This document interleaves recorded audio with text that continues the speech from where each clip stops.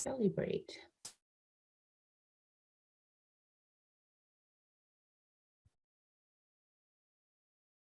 Good morning. Catherine joined us.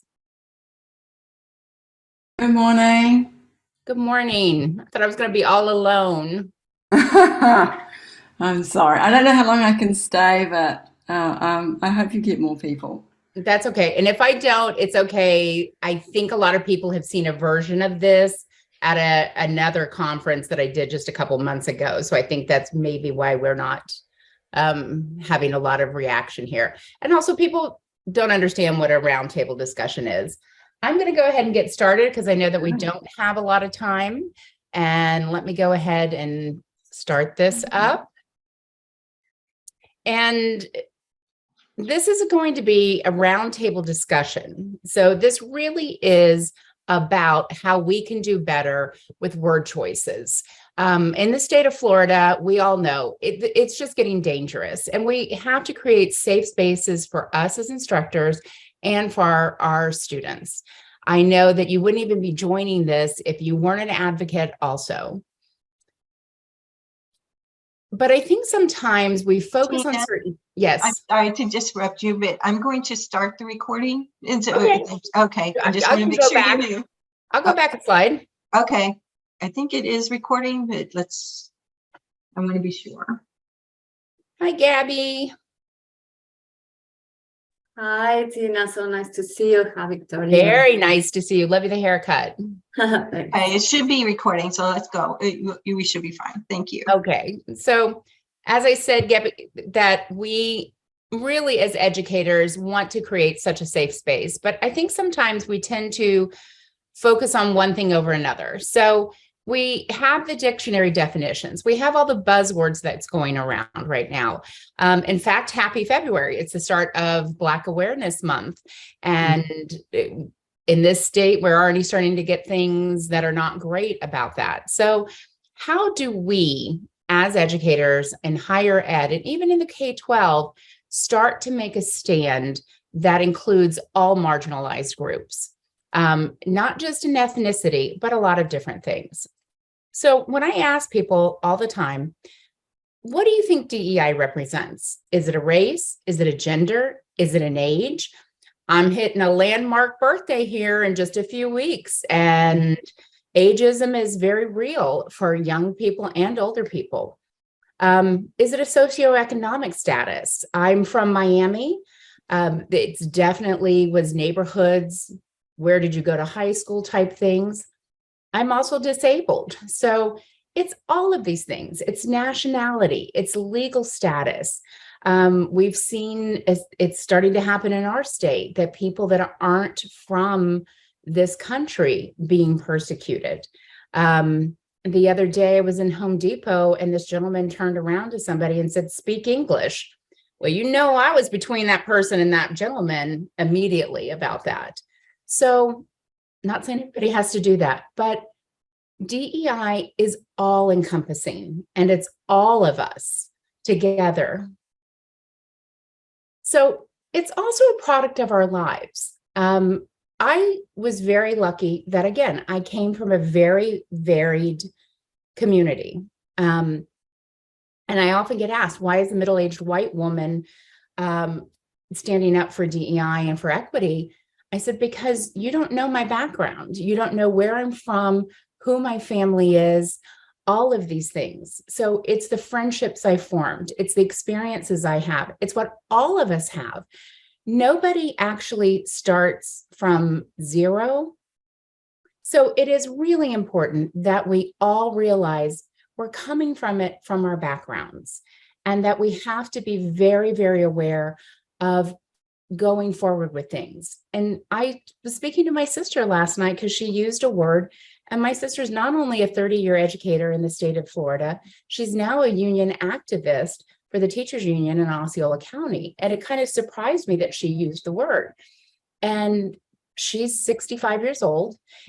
So it was like, why are you not aware of the background of the word? Yes, you may have used it now for 30 years of your life, but as we know better, we do better. So along with that is, what is the achievement motivation of our students? What are the achievement motivations that we're facing right now in the state of Florida? That's one of the hardest things to relate. And I always get asked this in any DEI presentation is, well, what can we do? We're afraid for our jobs. We're afraid for things. And that's that cultural pressure that's going on. But realize that's also going on with your students too. They're starting to feel it. They're starting to hear it in the streets. As I said, I'm in the middle of Home Depot hearing it. So some students have that cultural pressure from outside forces. Some of them are from cultural pressures that actually are putting pressure on them to achieve, to graduate from high school, or to be a superstar at the university level. There's also a lot of gender pressures. You know, they tell boys, oh, you run like a girl, be a man. You know, little boys are playing with dolls. Well, you know, that's what a girl does. Girls wanting to wear different colors than pinks, or little girls who don't like wearing dresses. I was one of those. Never liked wearing a dress, but sweet little girls put on that little pink dress. Again, where are the achievement motivations coming from for our students and for ourselves? We also come at a time where everybody was getting participation trophies. That's kind of going away a little bit now, but how does it affect your students wanting to do better, wanting to get a point for an assignment? We also have to realize that, especially online, the age of our students is unknown now. I just recently read a new study that came out that the average age of a community college student is now in the late 40s. I was a little bit floored by that. I know that when I ran a telecourse department, yes, I'm that old, at St. Pete College, that we absolutely knew our ages was between 25 and 35, not always the typical 18, 19-year-old recent high school graduate. So how do we reach out to that? Are you with a group that is rebellious against it? This is actually two age groups now. This is the over 60, 65, and the 25 to 35s are very rebellious against authority, and that includes instructors.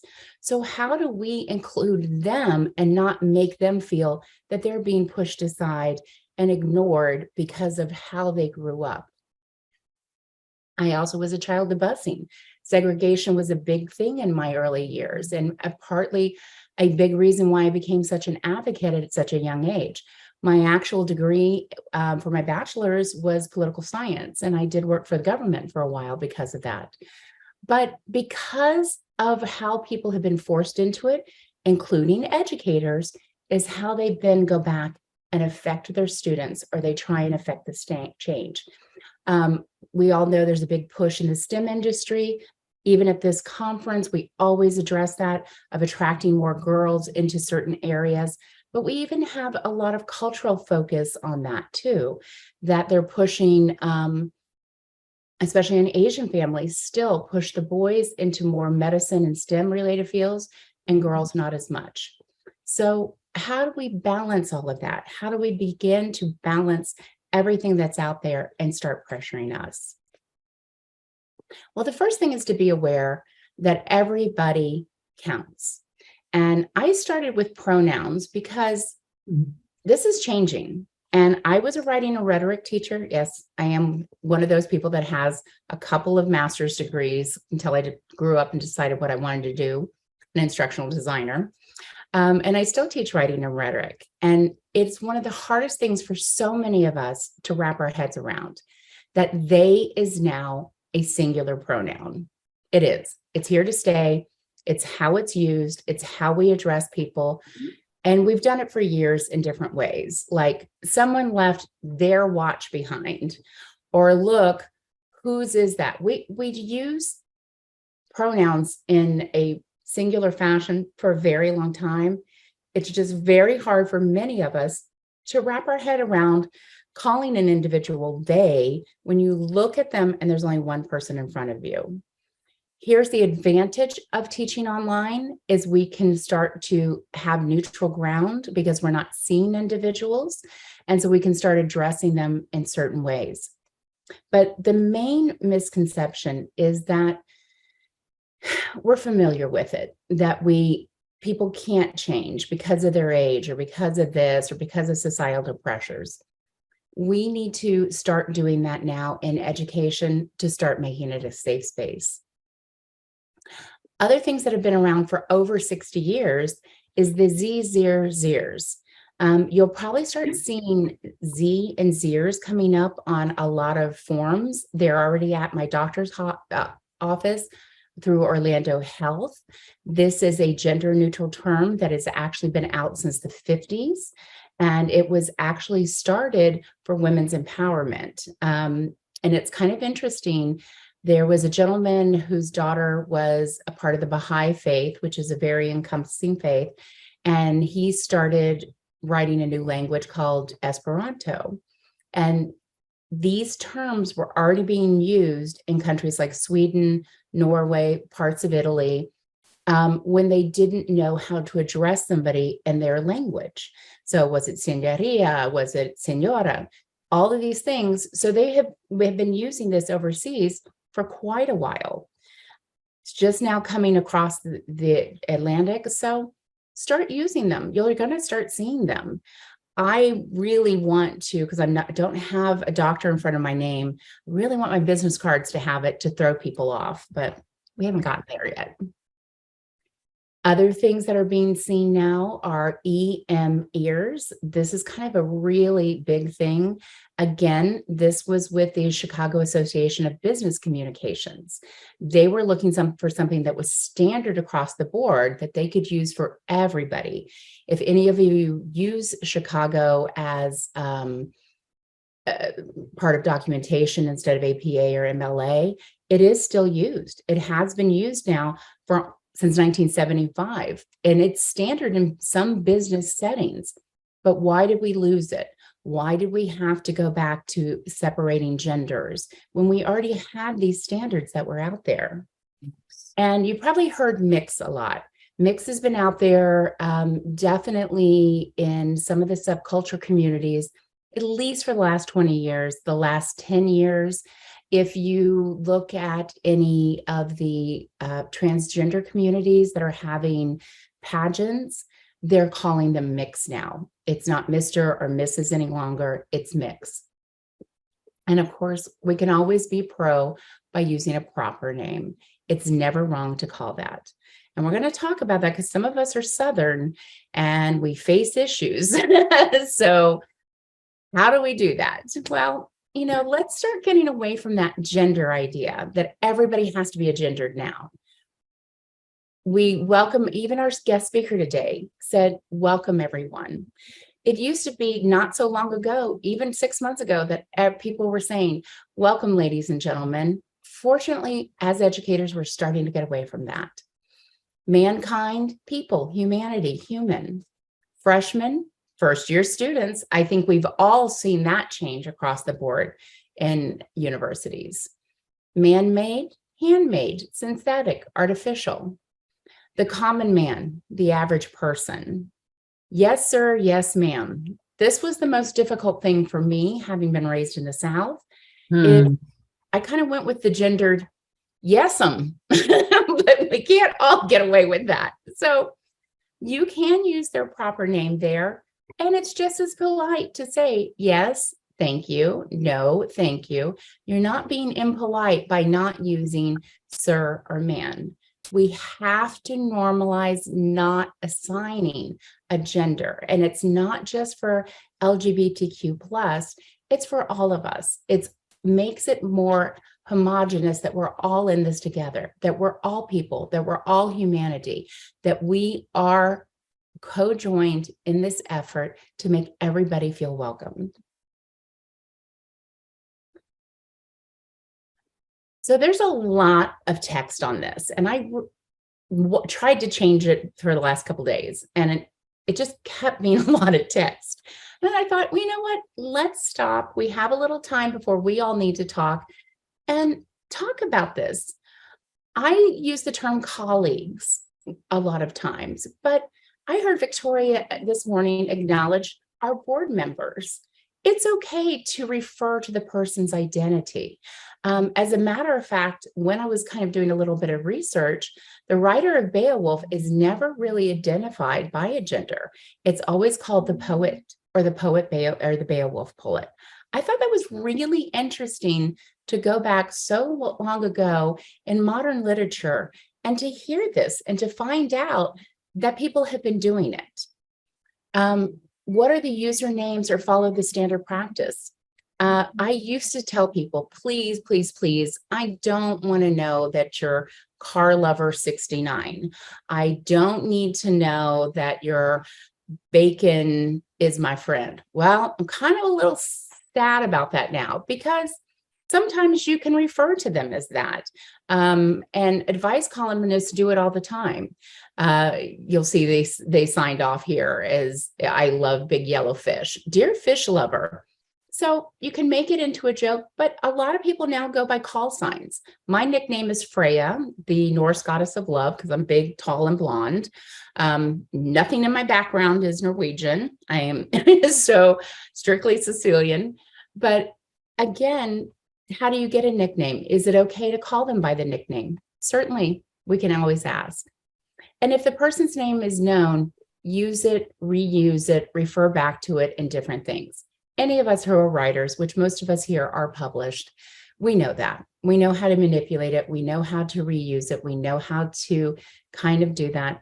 We can do that with our students, but we can also do it with each other. And we can also start having our students practice that because business is definitely going that way. We also really need to address word problems. This is probably one of the biggest things that we're coming up with standardized testing in the state of Florida and with interest into universities. There is a downward trend in SAT, PSAT scores being relative standard for getting into universities now, and it's because of the word problems. We are not being inclusive. We are not going back to that slide of the kids in the playground. We're not being aware of socioeconomic, of disabilities, of gender neutrality, of ages. So because of that, these really need to be addressed a little bit. We're really assuming most word problems assume the standard learner is between 17 and 24. We also need to understand that you can't use language that somebody maybe my age doesn't know. I just learned this morning that alligator clips of my early 20s are back in style.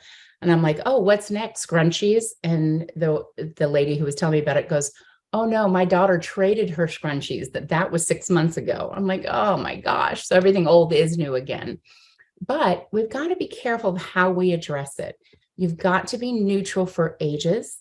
Again, the advantage that we have as online educators is that we don't see. It's easier to be neutral.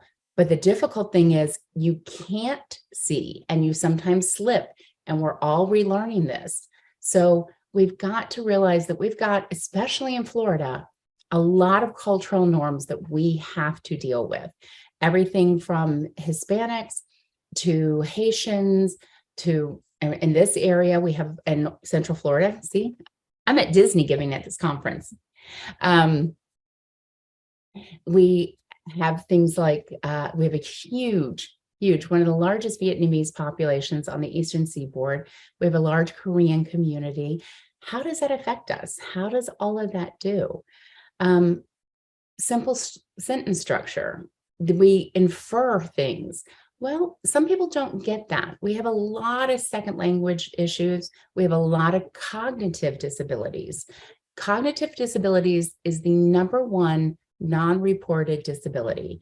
Mobility disabilities is the second one. And I try and do this to think of things like, how would you explain something to somebody who doesn't speak your language? So again, if you point at my coffee cup and we say coffee, is it the beverage inside? Is it the mug? Is it me doing this? What is the inference there? We have to be aware of that when we're addressing these word problems in classes. Different words have different meanings again. Sick, bad, potato, knife, celery, mayo. I use the potato, the knife, the celery, and the mayo because which one of it doesn't belong? This has been a standard SAT question for almost 50 years. And the standard thing was the knife. But in the last 10 years, people have said, oh, well, it's the potato because you need or it's the mayo because you need the knife to chop the potato and the celery. Or it's the mayo because the potato and the celery are going to go to make this. Again, we got to be aware and we got to do better to know that people are seeing things. I guess I could put my coffee down. Let me take a sip. People are saying and doing things very differently now. So again, how do you do it in your class? You focus on the person. You don't focus on the characteristics. You use some universal phrases. That's great. Not it's sick, so sick. And I had a teacher for a doctorate program that said, so sick, and it's lame. And I finally, at the end of the course, said, you got to do better with some of this language, and especially things like lame. Or he used the word, they gypped me out of this. I'm like, oh, gyp is a put down. And he was like, what do you mean it's a put down? Well, it comes from gypsies stealing. So you're putting down a whole race of people because of that it's not accurate. We forget because things have snuck into our vocabulary. And we're going to talk about that here in a moment too. You can't say somebody's psycho or that's just crazy. You just can't. We do it out of habit and out of familiarity. We've got to do better about it. Gendered neutral words. Dude. Oh my gosh. I wish I had $1 because again, I taught at a culinary school for 12 years and everybody was dude. The professors would say, come on, guys, male, female. It's not neutral. It's not neutral. And it absolutely delineates a whole part or several parts of our society in a classroom. Be mindful of imagery. This is huge. The term peanut gallery, blacklist, blindsided, dark day in history. Oh, look, I put gyp in. I forgot I did. Those are things that we need to be mindful of. It's not just blacklisting, it's whitewashing. And in case anybody doesn't know, about 7 years ago, they announced that they were taking down Splash Mountain at Disney. And ever since they announced that and certain people were elected into office, there's been a whole mutiny over it, that it was a woke culture, that it's taking away their childhood innocence. Doesn't matter that 18 things were removed before that. There was a huge push that people went the last week. The lines were like 4 or 5 hours. The last couple of hours, people stood and cheered. But what they don't talk about is people in line that were people of color or people from a different race or speaking another language were spit on in the Splash Mountain line, that were told to get out of that line, told to get out of their country. That became a symbol of racism and bigotry. And it should never have been put up in the first place. And people were saying all over the internet, oh, I'm going to miss that ride. And I challenged it with, how are you going to miss a monument to racism and injustice and whitewashing what slavery and slaves were? They didn't have a lot to say. So we have got to be mindful that these negative concepts are there for a lot of people. And just because you think it's cute and fun and nice, things stand on a firm platform. And as I said, ask if you're not sure. If you say something and somebody says something to you, you learn, you do better, you get better. Disney can do it, we can do it. So how can you correct things today? What are the alternatives? These are some questions that we're going to open it up because this is a roundtable discussion. What are common words that you need? girls' night out. In the first place, I hate being referred to as a girl. I got a lot of wrinkles on my face. The reason being is I deserve them. I'm no longer a girl. And how can you include all the voices for the breadth of everything? If you have to be mindful of race and of gender and of equality and of accessibility, and how do we do it? Well, step by step, we really start having open conversations like this. So what could we say? What could we do? And we're going to start talking about that here. I have one more resource page for you. These are some really great articles. This is APA actually put something out about language guidelines in a course. UCLA also had a whole big PDF booklet about diversity in the classroom. I thought that was really nice. And then addressing ageism in the 21st century. And again, it's not just young students, it's older students, and disability and e-learning, opportunities and barriers. That was kind of interesting too. I didn't spend a lot of time on that because I really was talking about word choices in your classroom and how it can create that inclusive, safe space for everybody. But let's take the moment now and let's keep this conversation going. I know there's only a few of us here, but I would like to hear from you all for a moment. What do you all think? What would you do today if you needed to make a change, or that you wanted to say something to your department about this after listening to everything? Open up your mics. Hey, Tina, thanks for that great opening and presentation. I was laughing and taking notes of many things you say. Regarding, I know it's hard, the pronouns or using the, when we focus so much on grammar, right? When we correct our students and we teach them how to write. And I had to study so much grammar when I was studying English that sometimes, like, if I hear someone saying there is two, I'm like, I know everybody's saying there is two, but I still don't like it. Yes. And then it's very hard. And then one day my son told me that when he was in high school, that his English teacher said, well, you know what? It's impossible to be grammatically correct and politically correct. So you had to choose. And it's up to you, she said. And she's like, I love English, but I want everyone to feel comfortable. So I prefer to be politically correct. And I think that was a great way of putting that. That's wonderful. Yeah. That is wonderful. And I don't even know if I would say it's political as much as that emotional humanity connection. Yeah, exactly. Yeah. So I love that in high school that she was comfortable enough to discuss it. Yeah, and she was teaching them to be, and that's something that gives me hope, is how the younger kids are so much better with all this. They are teaching us. If we listen to them, we can learn a lot. We can learn, and they're more sensitive to all the things. Very much so. I mean, I've seen little kids with very severe autism, can't make eye contact with other kids, be on a playground. And another little kid come up, maybe 5 years old, and will go up to their mom and said, I want to play with your son or daughter. How do I do it? Wow, I want to play with them is usually what they'll say. Yes, They've already started it. Yes. So they're aware that not everybody fits into the norms. Yes. And I'm also aware that we have a lot of people that have two daddies and two mommies, and that's normal now. Yeah. Again, because I'm always at Disney, y'all know that. I was in line at the haunted house, and there is a guy that's been there forever. He's always worn makeup before it was ever legal to do it at Disney, but he wears a skirt, and it's the middle of summer.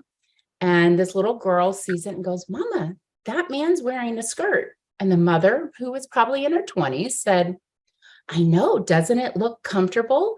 She looks again, and she looks and she goes, it's got pockets. So mother normalized that just like that. And it also normalized it for everybody. Then everybody was looking and it was like, yeah, okay, that was smart to wear a skirt because it's cooler in Florida wearing that.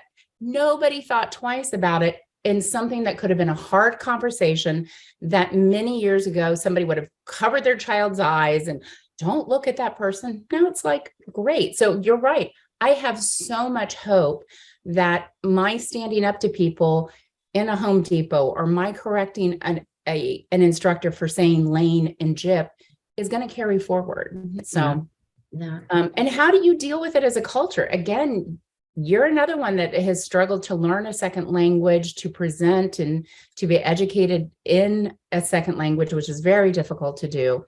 How do you feel about having all of these changes come? I feel like it's part of my constant learning of my second language. The hardest thing to learn when you learn a second language is not the grammar, definitely not. When I came here, I knew 99% of the English grammar, but the hardest part is to know the connotation of the words. Yes. Nobody teaches you some things like, you know, I don't know, I can't think of an example now, but a person of color is very different than, you know, I learned that I'm a person of color when I came here, because I didn't know that. I wasn't like I was minoritized as a woman in Argentina, but not a person of color there, right? But something happened in the plane, I became a person of color. I didn't know that it was very different to say a person of color than to say I'm a colored person. Nobody taught me that. No book. I never read a book that told you those kind of things. So that's a constant learning, and sometimes you can come up as racist or sexist or something just because you don't know. So it's easy for me to understand when someone says a word and they don't know how bad the meaning is because they have done it, you know, and some people don't know it because they don't belong, you know, they didn't grow up here, and some people don't know it because they didn't have the opportunity to read about it, to be in this kind of conversations. We are very, very lucky to have the time to be discussing these things, but some people are working 12 hours a day. They don't have these opportunities, right? So that helps me understand now. And regarding the pronouns, what I do is I know my students, my students are teachers and or school principals, and many of them are like that. They have to work and work and work. So when I start my class, I introduce myself. I have an icebreaking activity for them to introduce themselves. And one of the things I ask them to do is to say their name and their pronoun. And I model that and I say that, and then a few more things. And then at the end, I ask them, why do you think I brought up the pronouns? And they never, it's rare, it's very rare that someone says, because you want us to be aware of, or to be welcoming everyone or something. But so if they don't say it, I say it. But I think that's something we can do to, you know, to make people aware of those things. Well, thank you for doing that. I put my pronouns at the back of everything so that people will know it. It's on my profile here for the conference. And as I said, I'm thinking of changing it just so that it will be more comforting for other people. I had my, I don't deal with students as much unless I'm in a teaching mode for another university, but at UCF, I teach other teachers. And so I like to try and model the best behavior also. And I think for us to be involved in these conversations and be aware of how it's affecting everybody across the state and, you know, across the country, is huge. In fact, so much so that MLA and APA are starting to change their guidelines about plural nouns and pronouns. So that's huge to me. That's absolutely huge. And as I said, Chicago did it in 1975. What are we waiting around for? So the more we can normalize other ones, it's great. I had my first consultation with somebody who was non-binary. And honestly, that was the first interaction I've ever had with a non-binary person. I wanted to have a ton of questions, but I could tell that they were newly open to saying it, and especially saying it in this state. It's very frightening for many, many people, especially for that. So I wanted to make them as comfortable as I could. And I offered them alternative pronouns, and they were more comfortable with they as their pronoun. Great, not a problem. And it actually, at the end of everything, I was thanked by bringing that out at the beginning of the conversation, by having it to know it was going to be a safe space for them to talk about with me about anything they had. I want to open it up to Catherine and Victoria too. Do you all have any questions or any comments on this? Because again, we're all in this together. No, I really enjoyed it. This is. I think I was doing another, attended another one that you did a while ago. It's more about just. It's not buy-in. It's I don't know what the right word is. Like I'm not a teacher, I'm not an instructor. I used to be a language teacher for about 15 years, so I know all that kind of cultural connotations and issues, with second language. And but I do instructional design, and mine is more about like making the team that I work with and becoming more aware about designing for diversity, so they can then have those conversations with their instructors and faculty. And getting that buy-in is very, very slow. It's like people are afraid or unsure in case they make mistakes.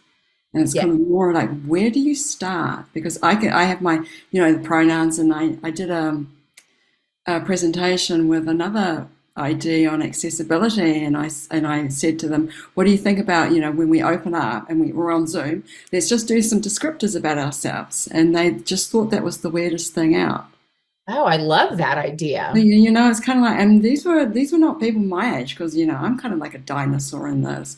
There's a lot of young people that are very, very reluctant, because my team works remote and they're in that safe mode where they don't deal with people on a face-to-face, in physical office anymore, so they can hide behind Zoom.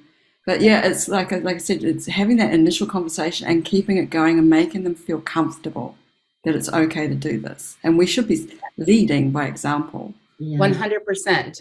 100% there. Gabby, were you going to say something? Yeah, that it's interesting. You are bringing the perspective of the designers, and today at 11, my colleague Animira Orellana and I are giving a presentation on belonging, equity, diversity, and inclusion in online learning, because she always emphasized the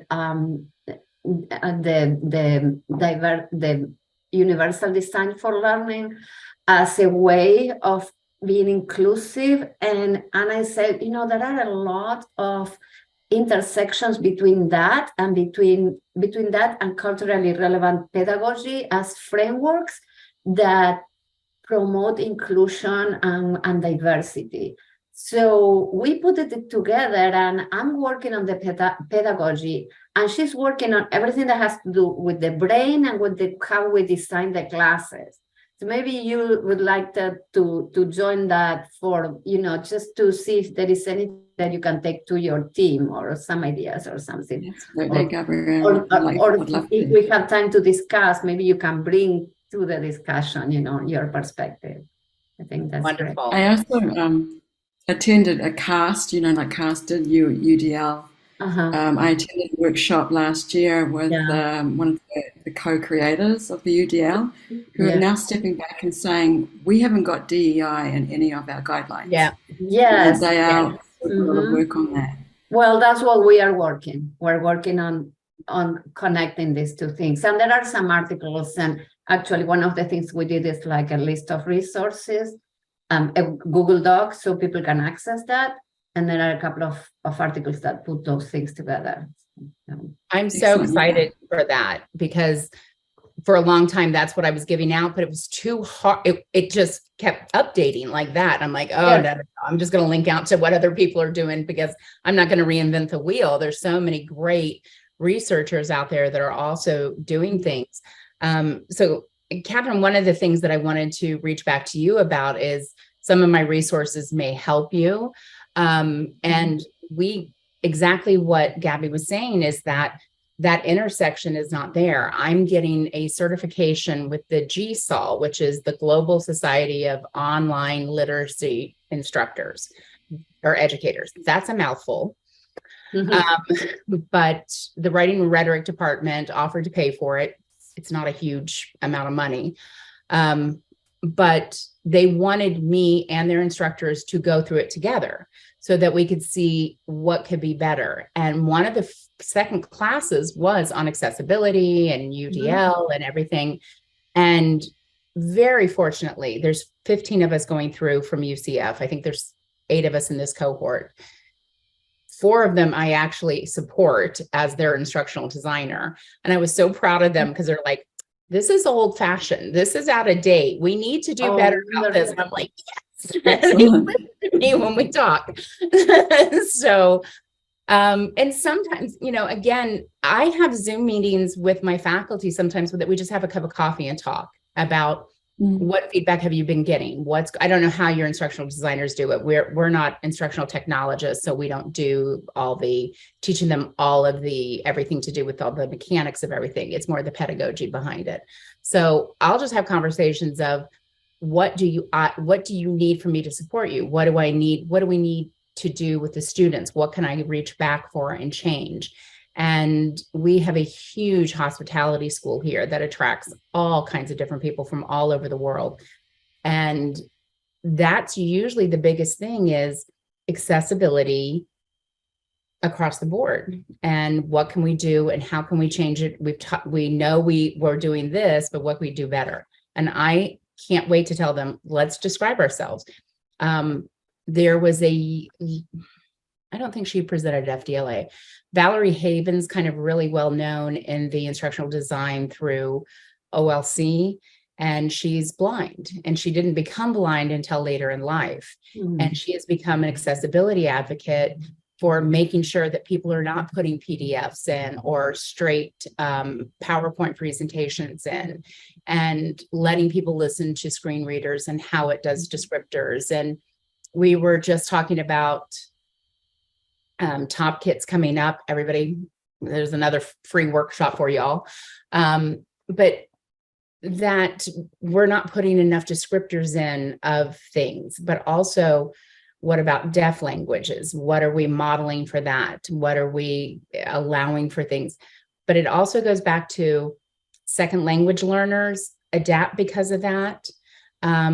Are you giving directions that somebody with no arms that is just using their eyes to do things to get to the next page? We're forgetting about all of that in all of this DEI stuff too. Excuse me, not stuff. All of the DEI conversations.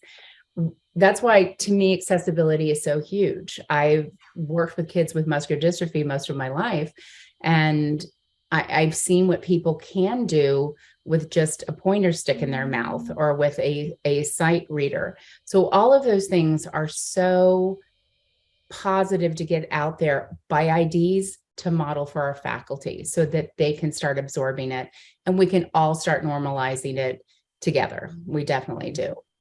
I did not, Victoria, cover your ears. I did not think this was going to be an hour-long conversation. So I did not prepare for an hour's worth of material. And I know that everybody's having other things to go. Is there anything else we would like to talk about? Or I might end this early because I really was only prepared for about a half an hour worth of topics, or I can pull some other things up for us to chit chat about. Well, I would like to contribute to the conversation. Wonderful. Yay. I thought it was very interesting that you brought in the universal design. And I actually have been publishing about application of universal design in culturally inclusive and English as second language classrooms. Oh, so, wonderful. So it's nice that they're finally thinking about picking up on my research. So I actually have some publications on that before some of these words were even from. Oh, wow. Pioneer. Yeah. And the other thing I found is respect. Just the pure, if you approach this just from the pure aspect of respect, your classroom is just going to be, I find that if I'm respectful, they're respectful back to me. And it was just amazing. We had some conversation, people were struggling with some of the students in their classroom, and I'm like, I've never had these problems, but that's because I'm respectful. And I think if you just approach it from that approach, you're, even if you slip up and maybe use an occasionally wrong term, it helps. And I think that's it. It's putting it out there that you want to be as respectful as possible, and please come to you on the outside if something is wrong, because yes, when we know better, we do better. That's it. We do, if we do. And then thirdly, I will share an experience. It was not so pleasant, in that I have found that my colleagues, we've just recombined into a new department, and some of my colleagues see me as a white woman and have therefore insinuated that I have no idea what they've gone through, or how they feel, or that I don't know how to teach. Mm-hmm. And I realized it was because they were applying what they actually claim to, we as white people do, that they were applying their stereotypes to me. It happens. It does. And it was kind of interesting because I just had to do a reflective exercise about all of the ways I have supported diversity in my career. And it turned into a 5-page paper. Wow. So I was like, that doesn't that show, that we should all be open regardless, and not apply stereotypes to people. So it was very unpleasant. And it was interesting, the microaggressions and all the things that were being applied to me in those conversations. So I think all of us should be cognizant and not put labels, and accept each other as people. We're just people. That's it. We're a part of humanity, and kindness and consideration go boundaries. So much further. And I I'm agree sorry with that you. happened to you. I really am. That it's very hard. It was very, very challenging. Just like you, Tina, I came from a very poverty-stricken family. And not only was I dealing with poverty, I was dealing with poverty in the richest demographic in the United States. So that meant no one that I was going to school understood, what poverty was. The discrimination that I felt in classrooms, the picking on the person who was the poor one in the class. I can share that, that the way the teacher treated me in the classroom flowed into the playground. And I remember not being able to play with anyone on the playground, and that I would entertain myself by playing in the dirt and with sticks. Can't do this to me. not at 9:30 in the morning. Sorry. Yes. So that, to accuse, to say that I don't know what you feel, it was really very, very upsetting. And it takes you back to that moment. It really does. And you never forget it too, right? Right. And I can't even discuss my experiences with my siblings, because for all of us, we have photographic memories. And so it makes us relive that entire experience and cause all those hurts to come back. So we can't even talk about it with each other. Oh, that makes it Victoria, I think if you look at if you look at that as life give you that is terrible, but it also gives you the ability to understand others who don't have privilege. But the problem is that the way our workspaces are organized and the timing and all that, it doesn't allow for us to share our humanity at that level, right? Because Correct. if you have had the opportunity or made the opportunity to talk to your colleagues about your background and how you had the privilege of being white, that, you know, in front of a police person who stops you, you know, it gives you a privilege. They're not going to kill you just at the traffic light. But you have other ways in which you are not a privileged woman, a privileged person, because you're a woman, because you go out poor and all those things. You didn't have the opportunity to talk let's be about careful about stereotyping, because know, but depending on where you're at, a white person in your can be shot. yeah, but in your specificity,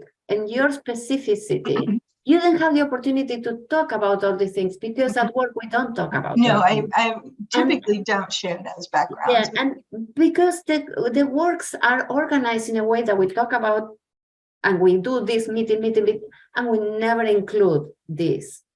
And maybe that's something we should rethink. Yes. Yeah. It And religion your as well. You know, like just picking up on that. I mean, you just brought back my childhood memories. I lived in a small, conservative, predominantly white town, but I was of the wrong denomination, Irish Catholic. So, you know, and the town was pretty much Protestant, and I went to a private Catholic school, but it was not a wealthy school. So the amount of stigma, and we had to wear these horrendous uniforms anyway, but the stigma, the teasing, the bullying, and it wasn't just from the students from the other school, it was the parents, everything, because we were dirty Catholics. So, you know, it's all this DEI, there's a lot there that is needs to be, unraveled. Unwrapped. And I think and just, again, being respectful of those around you, because I found out very early in my career that you have no idea of who your colleagues might be. 100%. Where they come from. I ran into them somewhere else down the road. So let's be respectful. I'm going to pick on Charlotte here, who joined us a little while ago. Charlotte is raising 3 amazing children that we were talking about the future. And her children aren't food deprived, which so many, even in our students, I know I had a student I found out that was sleeping in his car and eating what we were throwing out from the culinary school because otherwise he couldn't afford tuition. He couldn't afford this. I started a student food bank there. We have one even in our office for anybody who we don't know. We don't, you know, nobody knows what my school loan is, my divorce costs are, things like that. You make a good salary. Yeah, but half of that is going out already. So Charlotte, I'm going to pick on you for a moment of talking about how do you make your home more inclusive, your life for your children more inclusive? That's a great topic. You know, I do my best to make sure the literature in the house is inclusive. We made a very concerted effort when we were first raising the kids that we were going to have representation of all kinds in our literature. I know Tina knows me, but most of you don't know me. I'm a very open-minded person. I was raised Unitarian Universalist, if you know what that is. So very much raised incredibly open-minded and inclusive, but simultaneously, I recognized, of course, my privilege and my own biases that came with being, you know, a white woman, cis-presenting, all this kind of stuff. So it kind of became evident that, you know, I married a white guy and we really didn't move into a very diverse area, that I also specifically made school choices that were going to be more diverse for my children. And of course, always, I've never had an issue with the kids, you know, come up with something where they said something that was insensitive or anything like that. But we would always, mine is literature for the kids specifically, is making sure there's representation in literature. And of course, approaching it with, you know, more of a behaviorist approach where, you know, let's dig into that. If something's happening, let's talk about that. Let's talk about where you're coming with that. But it's hard. I mean, even still, thank you, Victoria. Yeah, I'm in Rivendell. It's hard just because. Just one of my favorite movies. But that's fine. Mine too. But I think the other great thing about kids is, for the most part, they don't come automatically with the same bias as we do. And you just have to remember that they really not, it's really not the same thing. And if there's ever an opportunity to explore that, I'll cross that bridge when I come to it, Tina, but hasn't happened yet. So I'm grateful. Well, I'm going to give a shout out to you and your oldest daughter. And you may, I've said it to you, it's been a while. During the shutdown, Charlotte's oldest daughter, who at the time was 11, 12, maybe then. She was 11 to 10. Yeah. Or Yeah, 10 to 11. and she started sending, "Hi, how are you?" cards to her coworkers, and I was included. And here's me living alone in my little house with nobody around. We're working as hard as we could. All of us who were instructional designers and educators were working 16-hour days back then. To get a little card that she had the thoughtfulness to reach out to somebody who was alone still will make me cry to this day. That she was that thoughtful, that she was aware that people were alone and people needed to be included, and that we are all together in this. And never before in the history of our world have we been brought so close by technology that we need to continue that. And as I said, the end of this is let's continue that conversation. Yeah, let's continue this conversation. And I appreciate each one of you contributing and opening up. And, I'm going to go clean up my cabinets and go give to a food pantry again, because again, these poor students sleeping, Victoria just said, sleeping out in the open. We can't fix everybody, but we can help as much as we possibly can there. Yes, it's just been, please speak. Don't feel like you have to type. We're almost out of time, but this has been very nice to just have us, to have this voice, to know that we are one together, that you may look at us and have an idea of what we appear to be, but what we are is just all humans and all kind and considerate educators that are going out in the world to spread this knowledge. So thank each one of you for coming and being a part of this and going out and doing better and helping to do better. And if I can help in any way, shape, or form, my information is on the slideshow, and you can just shoot me an email. I also put Dr. Rohan Jawala's name in there. He is a big DEI advocate. You can follow him on LinkedIn. He's got a lot of videos. He put out an amazing book about equity and inclusion in education.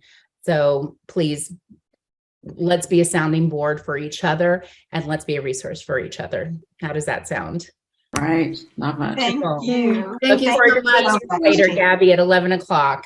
Thank you, Tina. That was great. Thank you very much. Thanks. Bye-bye. Bye, everybody.